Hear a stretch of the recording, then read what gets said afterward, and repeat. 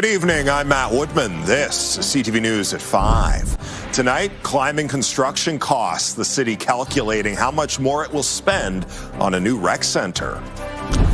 Lost and found, police looking for the owner of a loaded gun that was discovered by a girl in a park. And limiting MAID, the province introducing new restrictions for medical assistance in dying in Alberta. CTV Edmonton, local breaking news with Matt Woodman. The new multi-million-dollar rec center coming to West Edmonton is going to cost more than expected. The city has already adjusted the project to save more than $90 million. But as CTV's Jeremy Thompson reports, staff say inflation and other factors outside the city's control mean the price tag still has to go up. The sign pegs the budget at just over $311 million. But even as work continues on the Lewis Farms Recreation Centre, that cost is rising, putting council in a financial bind. We know we need more ice rinks. We know we need more pools. We know we need more of these things. So to have it be a shell of itself is not an option. The rec centre has been recosted multiple times since planning began back in 2014. Council first approved $321 million in 2018. The project was shelved the next year due to provincial funding cuts. When it was revived, inflation and supply chain issues meant the original vision would now cost more than $100 million extra. It really shows you got to move fast on these things. The longer you wait, prices only go up for construction and then inflation as well. Council asked city staff to build the best rec centre possible within a new $309 million budget. And they managed to save more than $90 million through design and scope changes. The once planned academic centre is gone, part of a 32% reduction to the square footage. The aquatics area is smaller, the dive tank and platforms now integrated with the main pool. Fitness and arena space has also shrunk. So we went from a high elite competitive facility that would host these things to more of a community focus. The district park surrounding the rec centre won't have the promised twin outdoor rinks, ball diamonds, courts, or the skate park, but the pipes have been built underground, so the site is ready for those amenities in the future. And I think a lot of people, purchased their homes there and made this the area of the city they want to be in because they saw this coming, and they will not be disappointed. Despite the savings, Council approved more money to get Lewis Farms over the finish line. The new budget is private for now. There will be nothing hidden. It's just making sure we do the right timing so we do not actually accidentally create a situation where Edmontonians are paying more because we essentially told everyone what we're willing to pay as a maximum. With the funding top-up secured, construction is on track to finish next year with a grand opening in late 2028. Jeremy Thompson, CTV News, Edmonton. Police are looking for the person who hid a loaded handgun in a park. It was discovered by a girl who was out for a walk. Police say a girl was walking with her dad near a pond in the Secord neighborhood last Wednesday. She kicked a blue rag lying on the ground and found a loaded 9mm handgun. They called police, who came and removed the weapon. Officers have security footage from the same area a few days before the gun was found. It shows a person getting out of a white car carrying a blue rag. One neighbor we spoke with says they saw police near the pond last week. We have no situations of guns or gangs or any situation like that. All of the kids are always playing in the streets. It's always fun. It's really quiet. I can't even believe something like that would happen, let alone a little girl finding it. Like, how dangerous. What if a group of kids were outside playing together and they didn't think anything of it and started playing with it? Police are asking people in Secord to check their security footage between 5 and 6 a.m. on Sunday, March 8th. No one was hurt when a train collided with a semi in southern Alberta.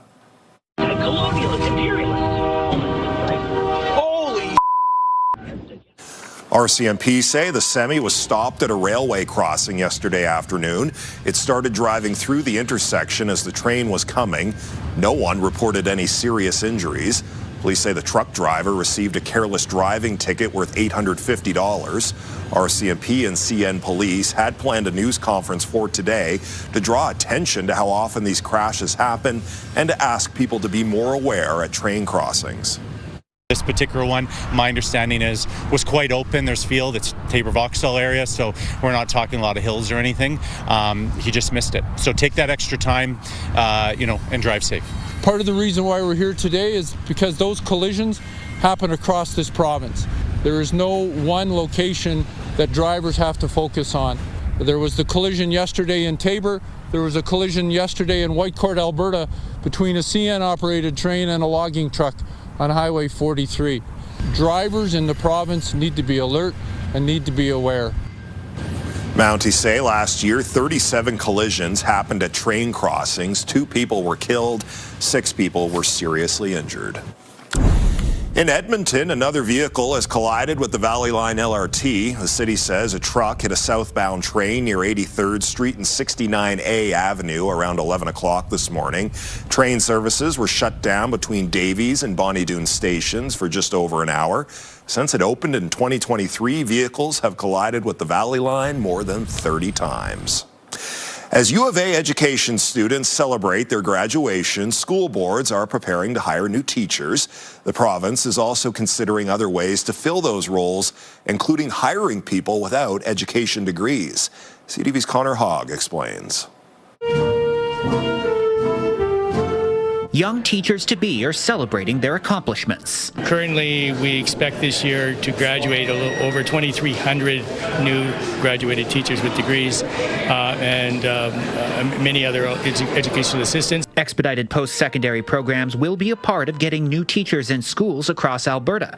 The Dean of the U of A's Education faculty says her department has recently completed a program renewal that gives students more hands-on experience in the field with focus on inclusive education, child development, and other complexities. We want to ensure that anyone that goes into schools is well prepared to do that. She says many student teachers can be nervous about taking over their own classroom. If a student with a 4-year B.Ed is feeling trepidatious about the realities of current classrooms, I would be thoughtful about how I would want to expedite folks into teaching. One such path would see people without education degrees filling some teacher roles. Talk about, say, shop classes and things like that, where we can get somebody very experienced in the trades, and we have an expedited pathway system for people like that to be able to get into the education as teachers faster than the usual 4-year degree program. There's certain things that you just can't cut corners when it comes to teacher preparation work. So, for instance, practicums or certain courses around curriculum or instruction or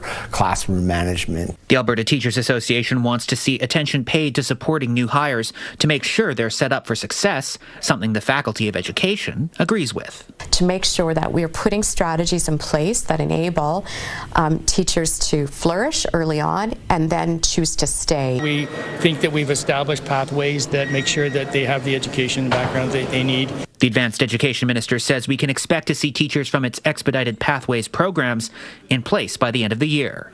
Connor Hogg, CTV News, Edmonton.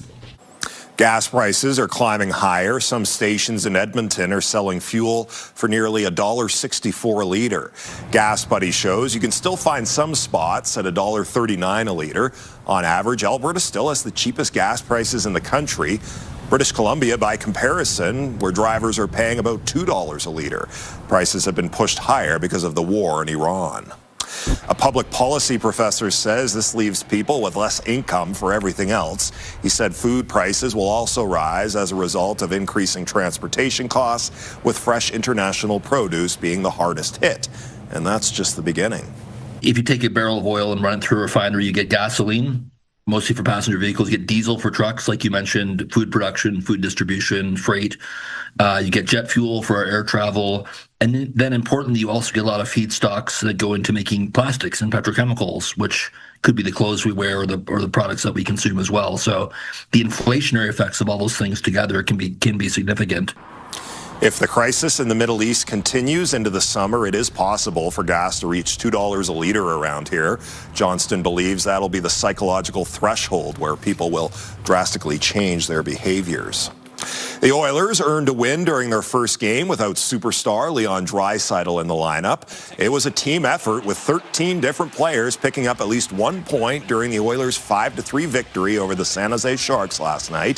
Draisaitl is fourth in league scoring and is expected to miss the rest of the regular season with an injury. The players know they'll have to continue contributing until Draisaitl is ready to return. I think anytime a star player goes out, there's minutes to be had that get dispersed to other players. So it's everyone's time to shine, really, to step up and take those minutes in a positive way. I'd love to fill Leo's spot and just go out there and be Leo, but that's not how it works. So tonight was a good step for us, and that's something that we just have to continue to build. The Oilers' next game is Thursday against the Florida Panthers. The team will also celebrate Pride Night at Rogers Place. Well, Josh, you must be taking a lot of pride in this forecast lately. Another beautiful day out there. Yeah, double digits again, and I think we'll see one more of those tomorrow. And then spring starts on Friday, and we've got some snow and some cooler temperatures in the forecast. 2 degrees this morning. A lot of the rain that we were expecting in the city right around the morning commute just kind of danced around the city. You had rain south and just north of Edmonton. 12 degrees for a daytime high this afternoon. Puts us 9 degrees above average. About 3 degrees cooler than yesterday. 15 was the daytime high yesterday. We've dropped to 10 downtown Edmonton right now. It's already cooled to 5 at Elk Island. Even Mayo has dropped into the 6-degree range currently. Take a look outside right now with the CTV drone. It's brought to you by Century Casinos. 3 great locations: Edmonton, St. Albert, and Century Mile. Blue skies out there. Nice to see some sunshine, as has been the case for a good chunk of this afternoon. I do think we're back to some clouds and a good chance of showers for tomorrow, though, especially through the morning hours. You can see we've got some rain here off to the north between Slave Lake, Westlock, all the way through Lac-La-Biche, Cold Lake, Bonnyville, St. Paul, and Elk Point regions, seeing some of that rain. There's the clearing that we have in Edmonton right now. There are one little pocket of showers there around Edson. Aside from that, it looks like just clear skies for the next few hours, and then some increasing cloud late this evening and overnight tonight. Around midnight, you might see a little shower, but I really think it's through the first half of the day tomorrow that we run the best chance of seeing some rain, and then up to about 11 degrees for a daytime high, with a chance of a few more scattered showers late tomorrow afternoon. And then that rain changes over to snow Thursday night into Friday morning. And we could see a little bit of accumulation through the course of the day Friday. We'll talk more about that in a minute or two. All right, Josh, thank you. Coming up next on CTV News, the province tables legislation limiting the use of medical assistance in dying in Alberta. Ultimately, this is about protecting vulnerable Albertans. Thursday on Your Morning, the value of dark humor during tough times with Bruce McCullough from Kids in the Hall. And we turn back the clock on celebrity hairstyles that influenced us all. Your Morning Edmonton, weekdays. Programming brought to you by James H. Brown Injury Lawyers, the heavy hitters of injury law.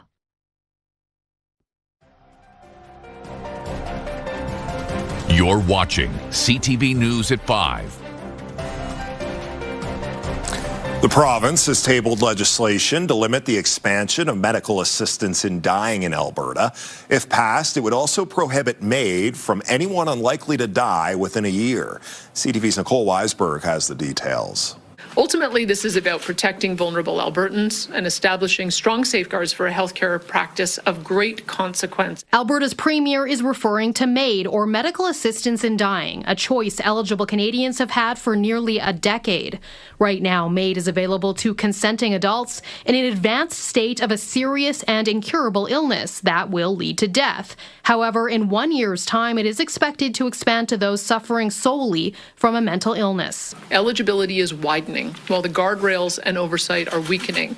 The way Alberta sees it, these escalating factors put the safety and well-being of vulnerable individuals at far too grave a risk. The Safeguards for Last Resort Termination of Life Act, introduced in the legislature, prohibits MAID where a natural death is not reasonably foreseeable. It also allows doctors and healthcare facilities to refuse to assess or provide MAID, restricts healthcare workers from initiating conversations with a patient about MAID, and limits MAID only to individuals whose death is foreseeable in the next 12 months. We have taken a very different approach in Alberta, where we believe recovery is possible, not only for addiction, but also mental illness. The national organization Dying with Dignity Canada says some of the legislation is redundant. For example, health professionals can already decline to participate in MAID as well. I think concern overall that we're creating barriers to access. I think the fact that Canadians need they need information to provide informed consent. This health law professor foresees legal challenges to the bill, particularly to the requirement natural death must be foreseeable within 12 months. Given that this was successfully litigated before Quebec's courts as being unconstitutional and the government wasn't able to defend that, that's the part of the legislation that I actually think is most vulnerable to constitutional challenge. Something both the Premier and the Justice Minister says the provincial government is prepared to take on. Nicole Weisberg, CTV News, Edmonton. The federal government is spending money to help Treaty 6 First Nations establish their own search and rescue programs. Treaty 6 says over the past year, more than 120 volunteers have gone through search and rescue training. Public Safety Canada says this additional $241,000 will help train 36 search and rescue team leads and managers. One Grand Chief says jurisdictional issues and remote locations can make First Nations communities vulnerable when it comes to disasters and emergencies. It means that when someone goes missing on our land, our people are ready to respond, and we're not waiting to help. We're not waiting for help to arrive from somewhere else. We are the help. The Confederacy of Treaty 6 First Nations wants to eventually have a regional team join Canada's humanitarian workforce. Its rescuers could then be deployed to Indigenous communities across the country. When we return, dry data. A new report names an Alberta community as one of the driest cities in the country. Programming brought to you by James H. Brown Injury Lawyers, the heavy hitters of injury law. A recent report by World Atlas shows Lethbridge is one of the driest cities in the country when it comes to precipitation. The report looked at data from Environment and Climate Change Canada between 1991 and 2020. Precipitation is only part of the moisture. A professor says the snowpack in the Rocky Mountains is sitting at above average. About 50 to 80% of our water in our rivers actually come from snowmelt. So the snowmelt the snowpack accumulate over the winter, and then it gets released between May and July, really providing us with this pulse of water that we require for water use in the summer. So it's really, really essential for us to have a good amount of snow in the mountains by the time spring and summer roll in. While Lethbridge is listed as dry, Environment Canada says it hasn't gotten any drier over the years. Won't as dry as it could possibly be. Windy as it could possibly be as well. Won't be getting any drier around here, Josh. We've got some rain, maybe even some snow later in the week. Yeah, I mean, spring officially starts on Friday. We all know that spring snow is a thing, though. And it looks like we'll probably get a little bit Friday. See how much it actually amounts to here in the city. Another chance next week as well for some snow. Some cooler air drops in. It's 10 in Edmonton right now after a high of 12 earlier this afternoon. Blue skies on the River Valley Sky Cam, brought to you by Action Furnace. Fixed right or it's free. Skies will stay fairly clear through the evening hours, and then later on tonight, cloud cover will start to thicken up. 10 in Edmonton, 12 in Red Deer. Fort McMurray's at -4, though. You dipped into some cooler air. You'll be back about 4 degrees above zero tomorrow, though. 5 currently in Grand Prairie. You get some snow already falling off to the west of the Peace River region. We'll see more of that spread east through tonight. This is all showers south of Slave Lake and east towards the Lac La Biche, Cold Lake regions. Looks like some heavier pockets there in the darker greens, even some splotches of yellow. All of that through this afternoon has stayed north of Edmonton. So we've got some sunshine today. I don't think we'll see as much sun tomorrow afternoon, although there will probably be some sunny breaks after some rain in the morning. There's some snow, Fort McMurray overnight tonight into tomorrow morning. Parts of northeast Alberta could actually see several centimeters of snow, and there will be a thin band here south of Fort McMurray, east of Peace River, north of Slave Lake. You might see some more freezing rain overnight tonight or early tomorrow morning. On the southern edge of that should all just be showers as temperatures will be above zero. There's your chance for some rain tomorrow morning in the Edmonton area. Does it set up just north of Highway 16 and just north of Edmonton as it did this morning? That remains to be seen, but a pretty good chance that we'll see at least some showers through the morning hours. Bit of a break mid-afternoon, and then around supper time, again, chance of some showers or some pockets of rain, although heaviest of that, again, looks like it's going to be just north of Edmonton. Watch how this changes over. Goes from rain, flips over to a little bit of wet snow Thursday night. And then you've got some snow set up here off to the west and especially to the north of the Edmonton area.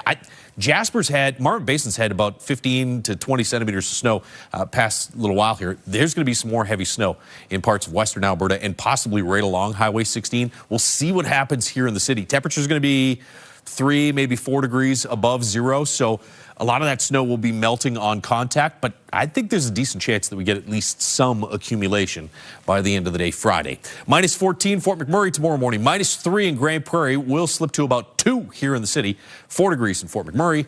About 5 or 6 for Grand Prairie, so pretty close to where you were today. And 11s for Lloydminster, Red Deer, and Jasper. Here in the city, 2 degrees overnight tonight. Slight chance of a shower around midnight. Better chance through the morning hours. And then some breaks in the cloud cover mid-afternoon before precipitation returns. Spring equinox Friday, breezy, good chance of some snow and a cool down. 2 or 3 for highs Friday, Saturday. A little bit of a bump Sunday, and by Wednesday, Thursday, we're back below zero by a couple of degrees for daytime highs. All right, Josh, thank you. The growing number of visitors was a hot topic at Parks Canada's annual planning forum in Banff today. Every year, more than 4 million people visit Banff National Park. The town's mayor says because of the crowds, a more comprehensive and cohesive transportation plan is needed. One concern recently addressed was too much traffic heading to the Sulphur Mountain Gondola and Hot Springs. Parks introduced a $17.50 parking fee, which the town hopes will encourage more people to take transit. We want to work collaboratively with Parks Canada on how to move people sustainably throughout the park, as well as to the top attraction that is just outside of the town boundary. That's really important to us. A member of the Lake Louise Advisory Board also raised concerns about losing revenue because of the Canada Strong Pass, which allows free entry into national parks.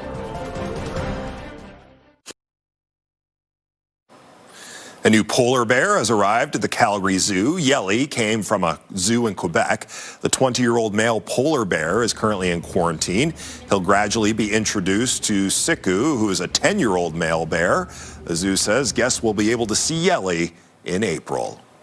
Canadian comedy legend and Edmonton native Bruce McCullough is returning to his hometown on Friday. The founding member of Kids in the Hall has a new show called Dark Purple Slice. The show is a mix of stand-up comedy, storytelling, and music. McCullough spoke with Your Morning and says while it contains plenty of his trademark gallows humor, there are also some surprises. It's a little bit touching, people have told me.